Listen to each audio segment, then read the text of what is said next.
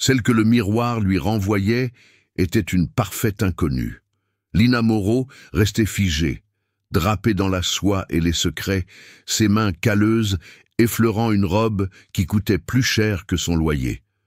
Une bague en diamant scintillait à son doigt, empruntée à une vie qui n'était pas la sienne.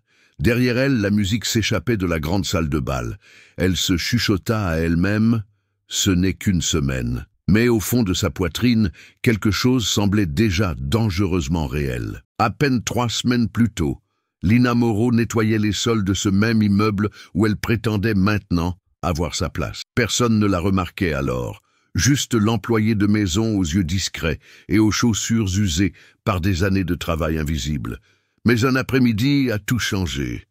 Elle pliait du linge dans le coin d'un penthouse quand Julien Dubois, le PDG froid et impeccablement vêtu dont elle gardait le fils, la convoqua dans son bureau. Il avait l'air fatigué, désespéré même, et sa demande semblait irréelle. « Lina, j'ai besoin que vous prétendiez être ma femme, pendant 1 semaine. » D'abord, elle a ri, puis elle a vu le sérieux dans ses yeux, l'offre, l'argent, la raison. Il devait conclure un contrat avec des investisseurs étrangers, des investisseurs qui exigeaient l'image d'une famille parfaite. Lina n'avait aucune idée de la manière de mentir ainsi, mais elle ne se doutait pas de ce que ce mensonge allait réveiller en elle. Lina Moreau ne s'était jamais sentie à sa place nulle part. Elle était née dans une maternité qui avait mal orthographié son nom sur l'acte de naissance. Élevée par une mère célibataire qui nettoyait des bureaux la nuit et avait porté le même uniforme pendant 20 ans. Lina avait hérité du même travail, du même uniforme et de la même résignation silencieuse. Certaines personnes n'obtiennent tout simplement pas plus de la vie. Elle travaillait dur. Pas pour la gloire, pas pour la gratitude, mais parce qu'il y avait un loyer à payer. Et les médicaments pour le cœur de sa mère. Et Ben Dubois était la seule partie de son travail qui lui faisait oublier son invisibilité. Le garçon de 6 ans avait des yeux vifs et une tristesse tranquille qui faisait écho à la sienne. Elle lui lisait des histoires pour s'endormir. Lui tressait les cheveux les jours où sa mère lui manquait, nettoyait ses dégâts de céréales et le faisait rire sans même essayer. Julien Dubois, le père de Ben, était une autre histoire, PDG du groupe Dubois, un homme qui se déplaçait dans le monde comme s'il possédait le silence qui l'entourait. Lina travaillait chez lui depuis plus d'1 an, et leurs conversations dépassaient rarement « bonjour » et « merci ». Mais ce mardi après-midi, quelque chose dans sa voix s'est brisé. « Pouvons-nous parler ?» demanda-t-il, debout au bout du couloir où elle époussetait. Elle le suivit dans son bureau, le cœur battant, s'attendant au pire. Un licenciement, des plaintes, il ne s'assit pas, il fit les 100 pas.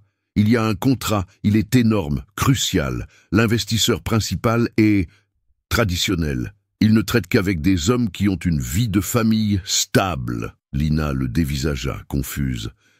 Et comment pensez-vous que je puisse aider avec ça? Il cessa de marcher et la regarda vraiment. J'ai besoin que vous prétendiez être ma femme. Juste pour 1 semaine. Des dîners, quelques événements, des apparitions. Elle cligna des yeux, à moitié sûre que c'était une blague. Mais Julien ne plaisantait pas. Je paierai. Assez pour couvrir l'opération de votre mère. Et plus encore, ce n'était pas seulement l'argent. C'était le regard dans ses yeux. Cet homme qui ne demandait jamais rien, suppliant maintenant silencieusement de l'aide. Lina ne dit rien, mais quelque chose en elle s'agita. Une porte qu'elle avait longtemps scellée s'entr'ouvrit en grinçant. Et c'est là que tout a commencé à s'effondrer. Elle se dit que ce n'était qu'un jeu d'acteur. Lina passa les 2 jours suivants à vivre dans un monde qui n'avait jamais été le sien. Une styliste débarqua avec des portants de robe. Une maquilleuse transforma ses yeux fatigués. Un coach vocal corrigea sa posture, sa façon de dire « Château Margaux », le rythme de son rire. L'assistante de Julien, une femme très chic nommée Camille, lui tendit un classeur rempli de fiches. « Voici votre date de mariage. Voici vos lieux de vacances préférés. Vous êtes mariés depuis 1 an. Non, vous n'avez pas de chien. Oui, vous adorez les sushis. » Lina mémorisa tout. Elle répéta leur histoire. Nous nous sommes rapprochés grâce au rituel du coucher de Ben. Une amitié lente qui s'est transformée en amour. Elle s'entraîna à sourire quand Julien disait quelque chose de vaguement drôle. Elle s'entraîna à toucher son bras naturellement. Et pendant tout ce temps, Ben observait avec un délice silencieux. « Tu vas vraiment être ma maman maintenant ?» chuchota-t-il un soir, se blottissant contre elle. Elle se figea. « Juste pour un petit moment, mon trésor. » Il ne comprenait pas, et, pour être honnête, elle non plus. Le premier événement était une réception privée au Four Seasons George V. Lina portait une robe couleur champagne qui chatoyait sous la lumière des lustres. Ses chaussures lui serraient les orteils. Son cœur battait la chamade. Mais quand Julien lui offrit son bras, tout ralentit. L'espace d'un instant, elle crut que cela pouvait être réel. La façon dont il la regardait, constant, approbateur, avec une pointe de quelque chose de plus doux qu'elle n'avait jamais vu en lui fit un effet étrange. Tout au long de la soirée, elle joua le rôle à la perfection. Elle sourit, elle hocha la tête, elle lui tint la main, rit quand il le fallait, répondit aux compliments avec humilité et grâce.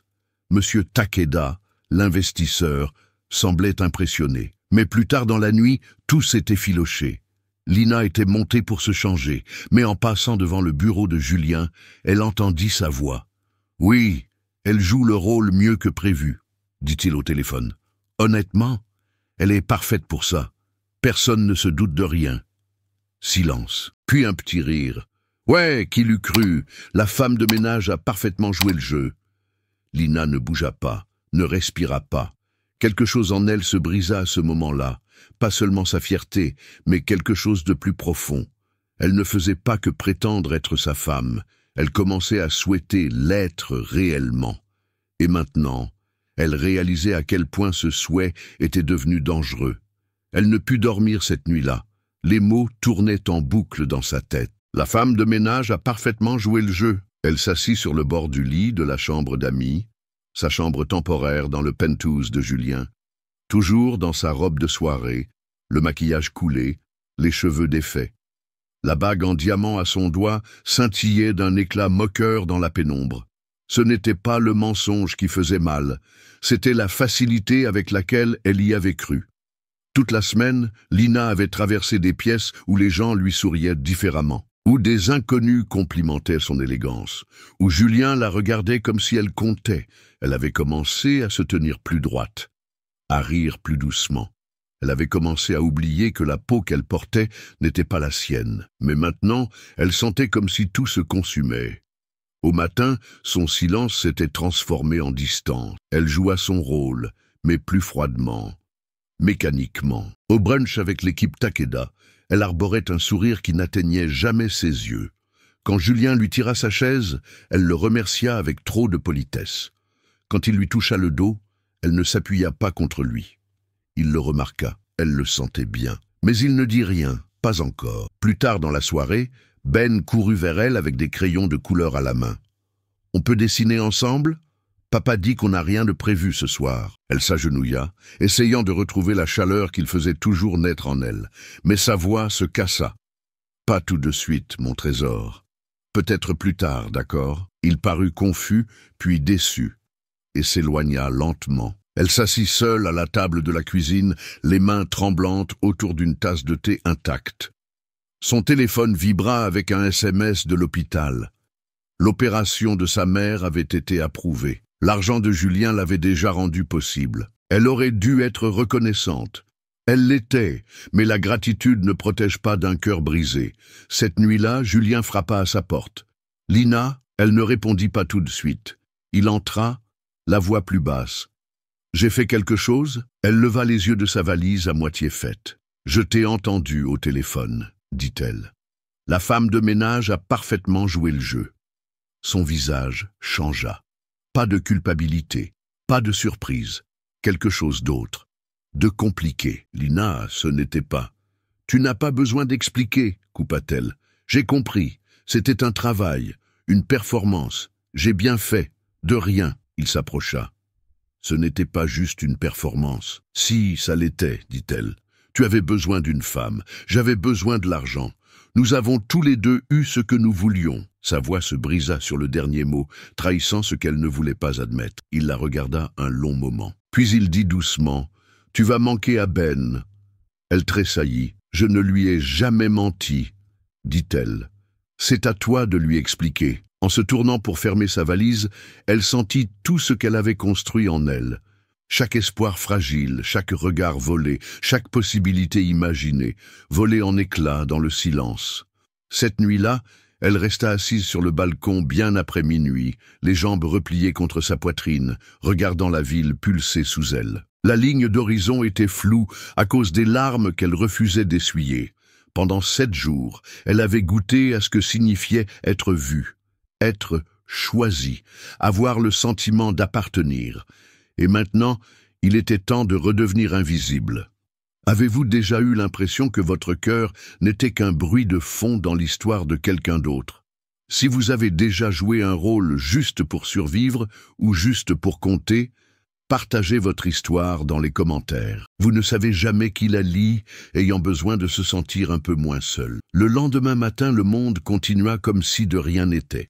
La table était mise, le café coulait, le journal était soigneusement plié.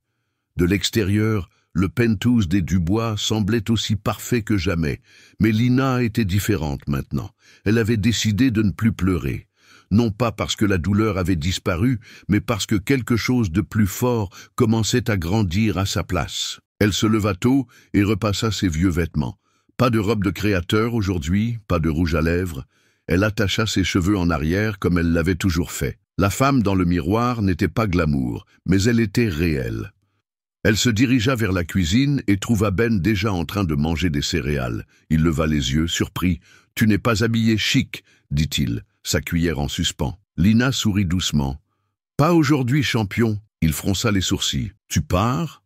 Elle hésita, puis s'assit à côté de lui, sa main couvrant doucement la sienne. « Je ne suis pas encore sûr. » Ce n'était pas un mensonge, plus maintenant. Après le petit déjeuner, elle se rendit dans la chambre d'amis, ouvrit sa valise et la referma. Elle la fixa longuement, pensa à ce que signifiait fuir avant de terminer un chapitre, pensa à la facilité de disparaître quand les choses font mal, et au courage qu'il faut pour rester malgré tout. Puis elle ouvrit le tiroir, sortit une fiche vierge et commença à écrire. Pas de colère, pas d'accusation, juste la vérité. Elle remercia Julien d'avoir aidé sa mère, de lui avoir fait confiance, de lui avoir offert une semaine qu'elle n'oublierait jamais. Puis, dans la dernière ligne, elle écrivit « J'ai peut-être fait semblant d'être ta femme, mais l'amour que j'ai donné à ton fils, ça, ce n'était pas du cinéma. » Elle laissa la note près de la porte, et au moment où elle attrapa la poignée pour sortir, une petite main saisit la sienne. Ben, il tenait un dessin au crayon. 3 bonshommes allumettes. Un grand, un petit, un avec une longue tresse brune. Au-dessus, en lettres maladroites, il était écrit « Ma famille ». Lina baissa les yeux vers lui et quelque chose se brisa à nouveau, mais cette fois, pas de douleur. Quelque chose était en train d'éclore. Elle ne savait pas ce qui allait se passer, mais pour la première fois de sa vie, elle voulait le découvrir. Lina ne partit pas ce jour-là. Elle plia ses vieux vêtements et les remit dans le tiroir. Elle ne dit rien à Julien, ne promit pas de rester plus longtemps. Elle resta, tout simplement, pour Ben, pour elle-même, pour finir ce qui avait commencé, mais cette fois à ses propres conditions. Cet après-midi-là, la consultante en images revint pour une dernière révision de l'étiquette. « Toujours besoin de la répétition pour ce soir ?» demanda-t-elle d'un ton sec mais curieux. Lina hésita puis hocha la tête. « Oui. » Une dernière fois, mais elle ne porta pas les diamants. Elle choisit une robe bleu marine, modeste et discrète. Quand la consultante corrigea le placement de ses mains ou sa façon de dire « Château Margaux », Lina acquiesça poliment, mais n'absorba rien. Elle ne jouait plus le jeu. Plus tard, elle trouva Ben dans sa chambre, construisant des vaisseaux spatiaux avec des cubes. Elle s'assit avec lui, silencieuse au début, puis demanda « Si je n'étais pas ta maman, est-ce que tu m'aimerais quand même ?» Ben la regarda en clignant des yeux. « Tu es ma maman, » dit-il simplement. « La vraie. » Et d'une manière ou d'une autre, cette simple phrase enveloppa tous les morceaux brisés en elle. Ce soir-là eut lieu l'événement final, un petit dîner formel avec Monsieur Takeda et ses conseillers. Lina s'y déplaça avec grâce, mais son âme n'était plus en costume. Elle parla moins, observa plus. Julien était assis à côté d'elle. inhabituellement silencieux. Il la regardait souvent, comme s'il cherchait quelque chose qu'elle avait cessé d'offrir. Quand ils rentrèrent, le silence les suivit comme une ombre. « Pourquoi es-tu resté ?» demanda-t-il finalement, debout près de la fenêtre, sa cravate dénouée. « Pour Ben, » dit-elle honnêtement, « et pour moi, pour dire au revoir correctement. » Il hocha la tête, puis fit un pas en avant. « Je n'ai jamais voulu te faire de mal. » Elle leva les yeux. « Mais tu l'as fait. » Julien baissa les yeux. « J'ai dit les mauvais mots. Au téléphone. Je ne savais pas que tu entendais. »« Tu as dit ce que tu pensais, » répliqua-t-elle, la voix ferme. « J'avais peur, » admit-il. « Peur que cette semaine ait l'air trop réelle. » Le souffle de Lina se coupa. « Et si c'était réel ?» demanda-t-elle à peine plus fort qu'un murmure. « L'aurais-tu encore voulu ?» Il ne répondit pas. Au lieu de cela, il se détourna. Et ce silence fut plus assourdissant que n'importe quelle réponse qu'il aurait pu donner. Le lendemain matin arriva avec la pluie. Douce, continue, honnête, Lina se tenait près de la fenêtre de la cuisine, regardant les gouttelettes dévaler la vitre. Sa valise était de nouveau faite, mais cette fois, pour de vrai. Pas de confusion, pas d'hésitation. Elle était restée assez longtemps pour dire au revoir avec dignité, pour remercier Ben avec amour, pour laisser Julien révéler qui il était vraiment, parce qu'il avait choisi de ne pas dire. Maintenant, elle avait fini de faire semblant. Julien la trouva près de la porte, un parapluie à la main. « Tu pars vraiment? J'aurais dû partir il y a des jours. » Il la regarda, non pas la robe, non pas la coiffure, non pas la femme qu'il avait sculptée pour s'adapter à son monde. Juste elle. « Ben, va demander après toi tous les jours. » Elle hocha la tête. « Alors dis-lui la vérité, que je ne faisais pas partie du scénario. » Il prit une inspiration, comme pour se préparer. « J'ai lu ta note. » Elle ne répondit pas. « Lina, ce que j'ai dit au téléphone, ce n'était pas ce que ça semblait être. Alors, c'était quoi? Je parlais à mon avocat. De logistique. De comment rendre les choses réelles, si j'en avais le courage. » Elle se figea. « Que veux-tu dire ?» Il s'approcha, lentement. Je voulais lui dire de préparer des papiers. Un vrai contrat, pas pour une semaine. Pour la vie. Le cœur de Lina battait à tout rompre.